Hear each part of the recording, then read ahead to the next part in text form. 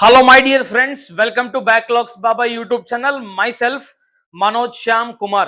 So ఈ రోజు ఈ వీడియోలో ఫిజికల్ సైన్స్ అనే సబ్జెక్ట్ లో మనకి the human I and the colourful world అనే ఒక లెసన్ ఉంది.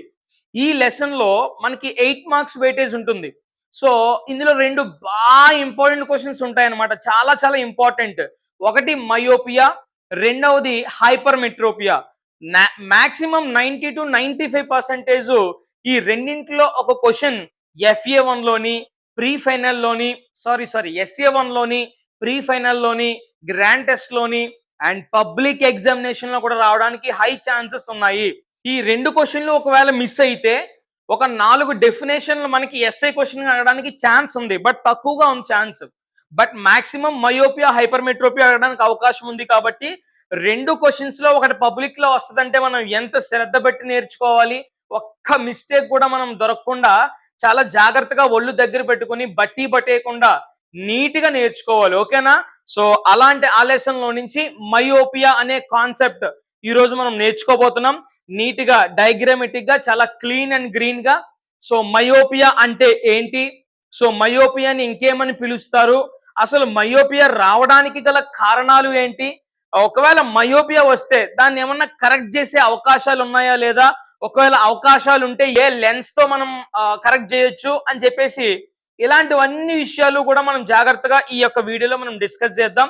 Backlogs Baba YouTube channel for the first time మీరు వీక్షిస్తున్నట్లయితే ఇమ్మీడియట్ గా సబ్స్క్రైబ్ చేసుకోండి. 10th క్లాస్ కి సంబంధించిన ఎక్స్క్లూజివ్ కాంటెంట్ ప్రతి రోజు కూడా ఈ ఛానల్లో వస్తుంది. ఇది మీకు చాలా చాలా నాలెడ్జ్ ని తీసుకొచ్చే ఛానల్ కాబట్టి ఎవరు కూడా మిస్ అవ్వద్దు, సబ్స్క్రైబ్ చేసి పెట్టుకోండి. అండ్ వీడియో చూస్తున్న ప్రతి ఒక్కరూ వీడియోని లైక్ చేయండి. అండ్ మీకు ఎలాంటి డౌట్స్ ఉన్నా regarding this video or else 10th class any doubt మీరు కమెంట్ బాక్స్ లో ఖచ్చితంగా కమెంట్ చేయండి. Thank you very much. ఇక నేరుగా ఆలస్యం లేకుండా నేను క్వశ్చన్ లోకి వెళ్ళిపోతున్నాను. ఓకేనా? సో మయోపియా వీడు డైరెక్ట్ గా క్వశ్చన్ అడిగేవాడు గత 2 సంవత్సరాల క్రితం లేదా 1 సంవత్సరం క్రితం. Right about myopia, how can we correct the myopia అని చెప్పేసి నీట్ గా అడిగేసేవాడు. సో అది మయోపియా అని మనకి ఈజీగా తెలిసిపోయేది, చాలా అందరికీ తెలిసిపోయేది, నీట్ గా రాసేవారు. కానీ గత సంవత్సరం నుంచి క్వశ్చన్ అడిగే విధానంలో కొంచెం మార్పు తీసుకొచ్చాడు. డైరెక్ట్ గా అడగకుండా ఇండైరెక్ట్ గా కాన్సెప్ట్ లో నుంచి క్వశ్చన్ అడుగుతున్నాడు. సో క్వశ్చన్ అర్థం కావాలి అన్నా ఆన్సర్ మాట దేవుడెరుగు, అట్లీస్ట్ క్వశ్చన్ అర్థం కావాలి అన్నా కాన్సెప్ట్ తెలిసి ఉండాలి. సో ఆ విధంగా మీరు ప్రిపేర్ అవ్వగలిగినట్లయితే కనుక క్వశ్చన్ అర్థం అవుద్ది. లేదా మీకు కూడా క్వశ్చన్ అర్థం కాదు, ఒకదానికి ఇంకొకటి రాసే ప్రమాదాలు చాలా ఉన్నాయి. లాస్ట్ ఇయర్ కూడా వాడు మయోపియా ఇండైరెక్ట్ గా అడిగితే హైపర్మెట్రోపియా రాసేవారు, హైపర్మెట్రోపియా ఇండైరెక్ట్ గా అడిగితే మయోపియా రాసేవారు. ఈవెన్ టీచర్స్ తో సహా అందరూ కన్ఫ్యూజన్ గురయ్యేవారు. సో అంత కన్ఫ్యూజన్ గా ఉంటుంది. క్వశ్చన్ అయితే ఈజీయే, ఇది నేర్చుకోవడం కాన్సెప్ట్ ఈజీయే, కానీ ఆ కన్ఫ్యూజన్ అర్థం చేసుకోవడం కొంచెం ఇబ్బంది పెడుతుంది అనమాట. కాబట్టి జాగ్రత్తగా వినండి, అలాంటి ఇబ్బంది లేకుండా నీట్ గా ఎక్స్ప్లెయిన్ చేస్తా. So Manoj is not able to see the letters clearly far from him. Manoj అనేవాడు అతనికి దూరంగా ఉండే ఆ లెటర్స్ ఏమైతే ఉన్నాయో, ఫర్ ఎగ్జాంపుల్ మనోజ్ అనేవాడు క్లాస్ రూమ్ లో బ్యాక్ బెంచ్ స్టూడెంట్. వాడికి బోర్డు మీద రాసే అక్షరాలు కనిపించడం లేదు, అనబుల్ టు ఫైండ్ అవుట్.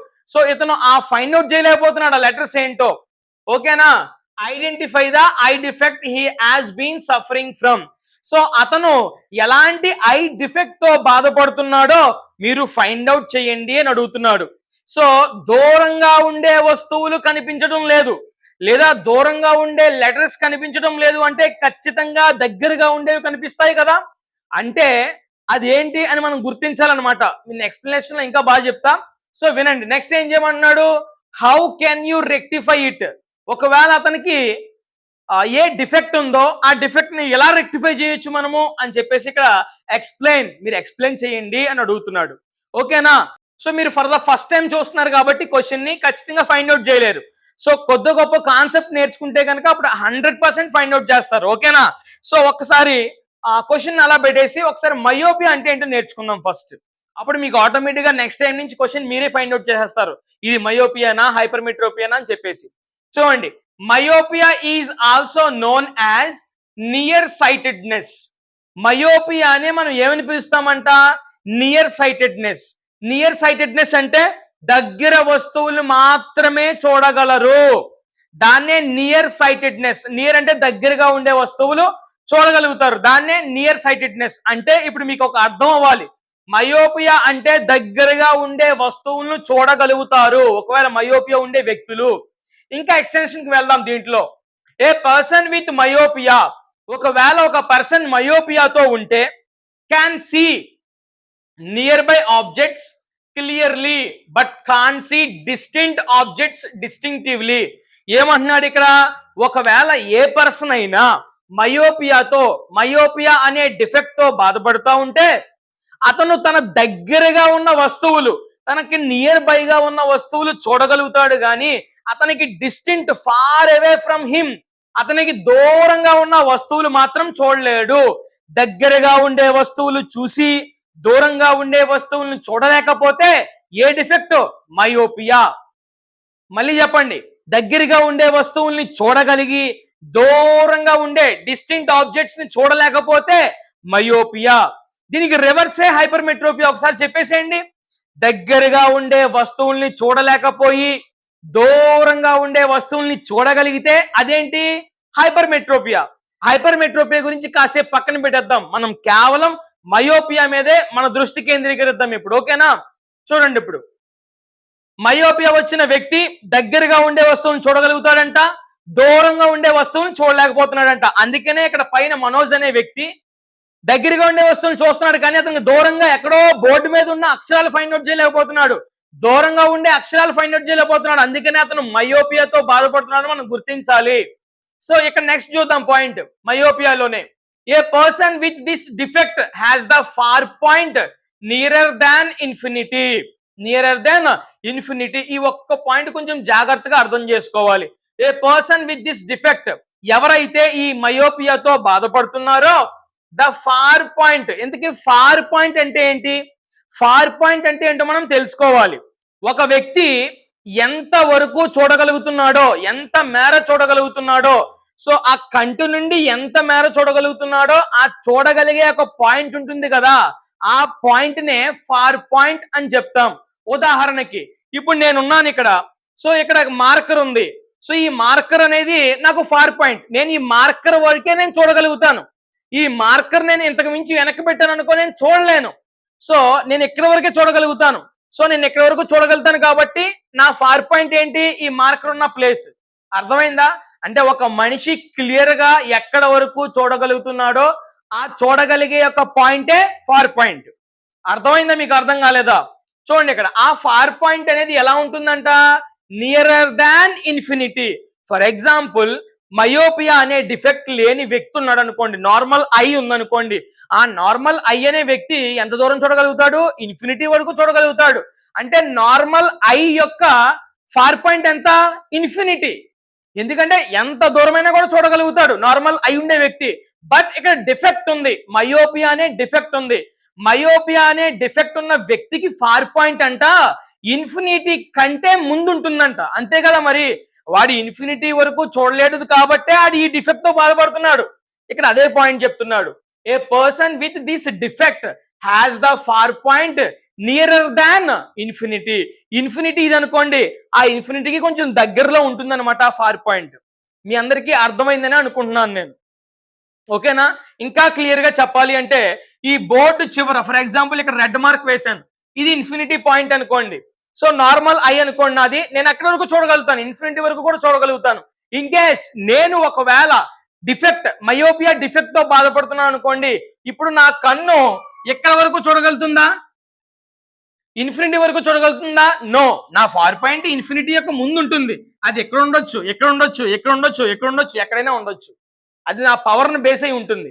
అర్థమైందా? అది ఆ పాయింట్. సో ఐ హోప్ మీకు మయోపియాకి సంబంధించి ఒక 3 పాయింట్లు పరిచయం చేశాను. ఈ 3 పాయింట్లు మీకు అర్థమయ్యాయి అనుకుంటున్నాను నేను. ఓకేనా? సో ఇప్పుడు మయోపియా అంటే మీకు చాలా క్లియర్ గా అర్థమైంది.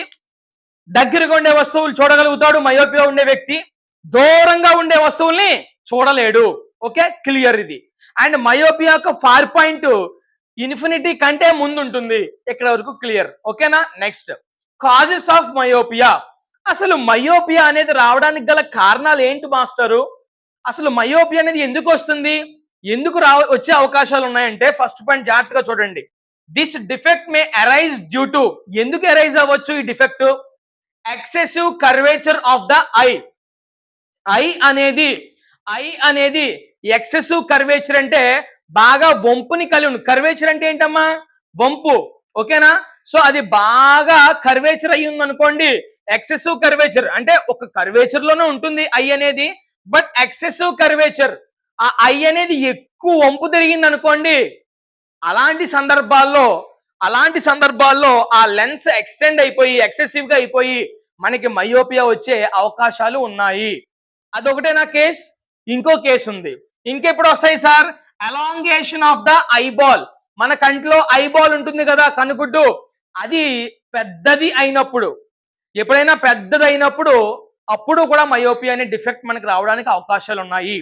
ఈ రెండు కారణాల వల్ల ఒక మనిషికి మయోపియా అనే డిఫెక్ట్ వస్తుంది. ఇక్కడ వరకు క్లియర్ కదా?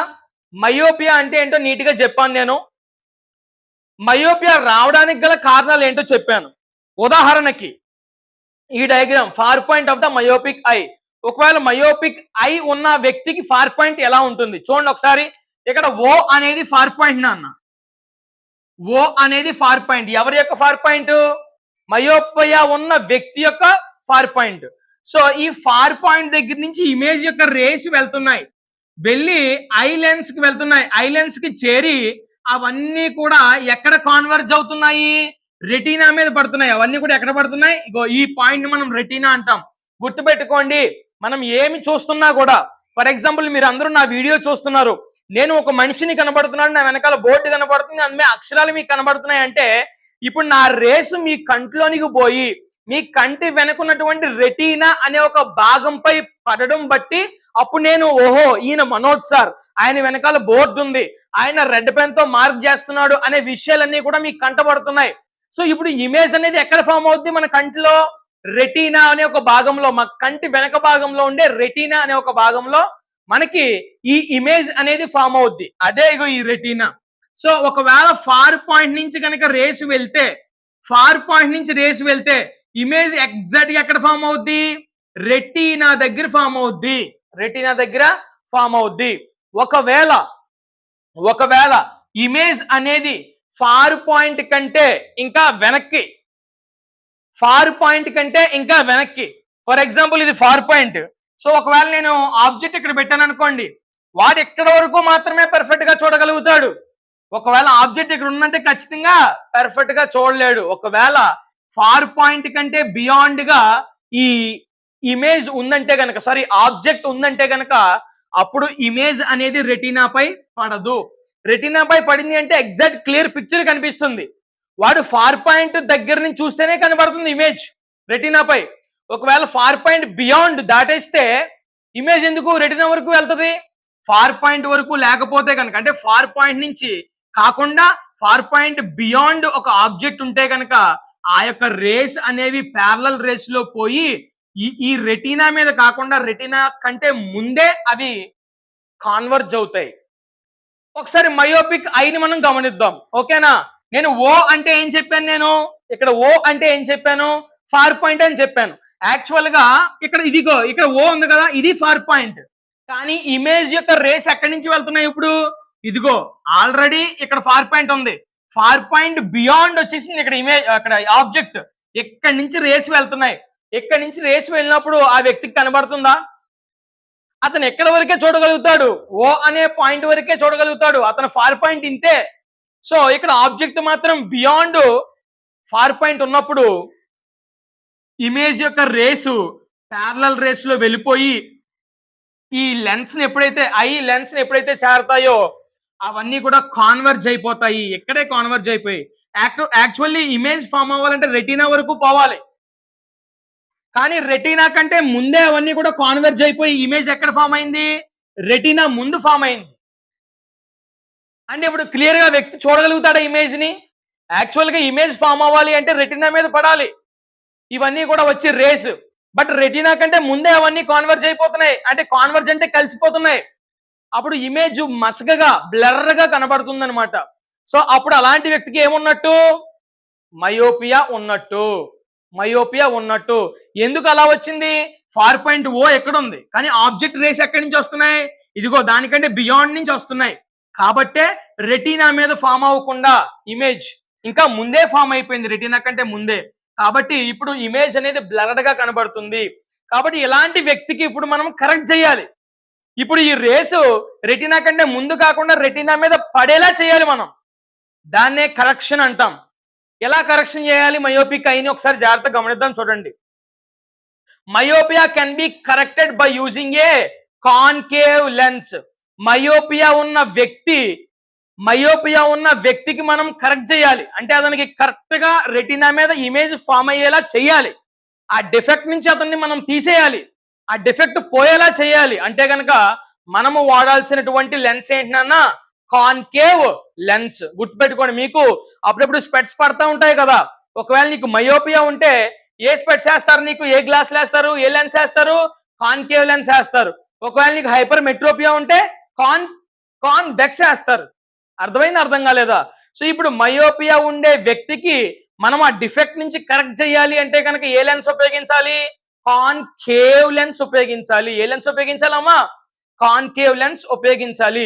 సూటబుల్ పవర్ తో ఉండే కాన్కేవ్ లెన్స్ ను ఉపయోగిస్తే అతను ఆ మయోపియా డిఫెక్ట్ నుంచి బయటపడే అవకాశాలు ఉన్నాయి. Okay, next. A concave lens of suitable power will bring back on to the retina and thus the defect is corrected.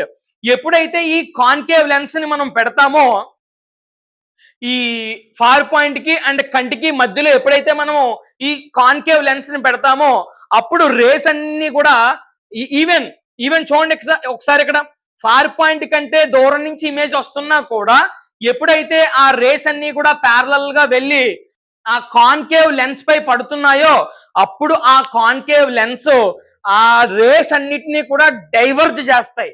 Diverge అంటే ఏంటి? దూరంగా. చూడండి ఒకసారి, ఇది ఫార్ పాయింట్.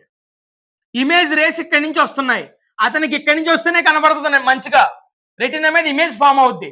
బట్ ఇక్కడి నుంచి వస్తున్నాయి. ఇక్కడి నుంచి వచ్చినప్పుడు ప్యారలల్ గా వెళ్తున్నాయి. మధ్యలో ఎవరిని పెట్టాం ఇక్కడ మనము కరెక్ట్ చేయడానికి? కాన్కేవ్ లెన్స్ ని పెట్టాం. ఏ లెన్స్ ని పెట్టాం? కాన్కేవ్ లెన్స్ ని పెట్టాం. ఎప్పుడైతే ఈ ఆబ్జెక్ట్ నుంచి వస్తున్న రేసు ఈ కాన్కేవ్ లెన్స్ ని టచ్ అవుతున్నాయో అప్పుడు ఈ కాన్కేవ్ లెన్స్ ఏం చేస్తదంటే ఈ రేసు డైవర్జ్ అయ్యే విధంగా చేస్తది. డైవర్జ్ అంటే ఏంటి? దూరంగా డైవర్జ్ అంటే ఏంటి అంటే ఒక చోటకి తీసుకురావడాన్ని కాన్వర్జ్ అంటాం. ఒక చోట నుంచి దూరంగా వెళ్ళిపోవడాన్ని డైవర్జ్ అంటాం. డైవర్జ్ చేసినప్పుడు అప్పుడు లెన్స్ కి చేరి అప్పుడు అక్కడి నుంచి ఇమేజ్ అనేది ఎక్కడ ఫామ్ అవుద్ది? ఇదిగో రెటీనా మీద ఫామ్ అవుద్ది. రెటీనా మీద ఫామ్ అయిందంటే ఆటోమేటిక్ గా ఏంటి? ఇమేజ్ చాలా క్లియర్ గా కనబడుతుంది. ఆబ్జెక్ట్ ఇక్కడ కూడా మయోపియా ఉన్నప్పుడు కూడా ఫార్ పాయింట్ కి బియాండ్ గానే ఉంది. అండ్ మనం కరెక్ట్ చేసేటప్పుడు కూడా ఫార్ పాయింట్ కి బియాండ్ గానే ఉంది. కానీ ఎక్కడ ఎందుకు రెటీనా మీద ఫామ్ అవ్వలేదు? ఎక్కడ ఎందుకు రెటీనా మీద ఫామ్ అయింది ఇమేజ్ అంటే మనము ఈ మయోపియా డిఫెక్ట్ ని కరెక్ట్ చేయడానికి మనం ఇక్కడ లెన్స్ తీసుకొచ్చాం, కాన్కేవ్ లెన్స్ ని. ఆ కాన్కేవ్ లెన్స్ ఆ రేస్ ని డైవర్ట్ చేసి అవి మళ్ళీ రెటీనా మీద ఫామ్ అవడానికి హెల్ప్ చేస్తాయి. కాబట్టి ఇప్పుడు మంచిగా రెటీనా మీద ఇమేజ్ ఫామ్ అయింది అంటే ఇమేజ్ నీట్ గా కనిపిస్తుంది. సో ఇది మయోపియా అంటే. ఇక్కడ last point, the lens diverges. చెప్పాను కదా, ఈ లెన్స్ ఏం చేస్తుంది? డైవర్జ్ చేస్తుంది రేస్ ని. ఆబ్జెక్ట్ నుంచి వస్తున్న రేస్ ని డైవర్జ్ చేస్తుంది. Diverges the parallel rays from a distinct object. దూరం నుంచి వస్తున్న ఈ ఆబ్జెక్ట్ యొక్క రేస్ ని ఈ లెన్స్ డైవర్జ్ చేస్తుంది as if they are emanating from far point. Finally the eye lens forms a clear image on the retina. ఒకవేళ far point కంటే దూరం నుంచి ఆబ్జెక్ట్ రేస్ వస్తున్నా కూడా ఈ కాన్కేవ్ లెన్స్ అనేవి ఆ రేస్ ని డైవర్జ్ చేసి ఆ రేస్ అన్ని కూడా తిరిగి మళ్ళీ రెటీనా మీద ఫామ్ అవడానికి సహకరిస్తుంది. అప్పుడు రెటీనా మీద ఇమేజ్ ఫామ్ అవుద్ది. అప్పుడు క్లియర్ గా చూడగలుగుతాడు. That's what myopia. మీకు అర్థమైంది అనుకుంటున్నాను నేను. సో మయోపియా అంటే దగ్గరగా ఉండే వస్తువుల్ని చూడగలుగుతాము, దూరంగా ఉండే వస్తువుల్ని చూడలేము. అసలు మయోపియా అనేది ఎందుకు వస్తుంది? ఇదిగో excessive curvature of the I యొక్క ఎక్సెసివ్ కర్వేచర్ ఉండడం వల్ల రావచ్చు. And elongation of the eyeball elongation అవడం వల్ల, పెద్దది అవడం వల్ల కూడా రావడానికి అవకాశాలు ఉన్నాయి. ఒకవేళ వచ్చిన డిఫెక్ట్ ఉన్న వ్యక్తికి మనం ఎలా కరెక్ట్ చేయొచ్చు, ఇదిగో కాన్కేవ్ అనే ఒక లెన్స్ ని ఉపయోగించవచ్చు. ఓకే, ఇక్కడ ఫార్ పాయింట్ గురించి అందరూ తెలుసుకోవాలి. ఫార్ పాయింట్ అంటే ఒక వ్యక్తి తను ఎక్కడ వరకు ఇమేజ్ ని చూడగలుగుతున్నాడో, తను ఎక్కడ వరకు కరెక్ట్ గా ఇమేజ్ చూడగలుగుతున్నాడో ఆ పాయింటే ఫార్ పాయింట్. ఆ ఫార్ పాయింట్ దగ్గర నుంచి ఇమేజ్ రేస్ వస్తే ఎగ్జాక్ట్ గా రెటీనా మీద పడతాయి. బట్ డిఫెక్ట్ ఉన్న వ్యక్తికి మాత్రం ఫార్ పాయింట్ కంటే బియాండ్ నుంచి వచ్చిన ప్రతి ఇమేజ్ యొక్క రేసు రెటీనా కంటే ముందే ఫామ్ అవుతాయి. అవన్నీ కూడా బ్లర్డ్ గా కనబడతాయి. అలాంటి వ్యక్తుల్ని మనం డిఫెక్ట్ నుంచి బయట పంపించేయాలి అంటే కనుక మధ్యలో కాన్కేవ్ లెన్స్ పెట్టాలి. ఎప్పుడైతే ఈ ఫార్ పాయింట్ నుంచి బియాండ్ ఫార్ పాయింట్ నుంచి రేస్ వస్తున్నాయో, ఆబ్జెక్ట్ రేస్, అవన్నీ కూడా కాన్కేవ్ లెన్స్ మీద పడి డైవర్జ్ అయ్యి వెంటనే మళ్ళీ ఆ రేస్ అన్ని కూడా రెటీనా మీద పడడానికి సహకరిస్తుంది. ఇలా మనము ఈ మయోపియా డిఫెక్ట్ నుంచి కరెక్ట్ చేయొచ్చు. ఓకేనా? So thank you very much. మీకు ఒకవేళ అర్థమైంది, నచ్చింది అనుకుంటే కనుక ఖచ్చితంగా లైక్ చేయండి, సబ్స్క్రైబ్ చేయండి, మీ ఫీడ్బ్యాక్ కమెంట్స్ రూపంలో నాకు తెలియజేయండి. అండ్ మీ ఫ్రెండ్స్ ఒకరికి కానీ ఇద్దరికి కానీ షేర్ చేయండి. ఓకేనా? సో మరొక కాన్సెప్ట్ వీడియోతో మళ్ళీ మీ ముందుకు వస్తా. Until then keep smiling always. Thank you very much.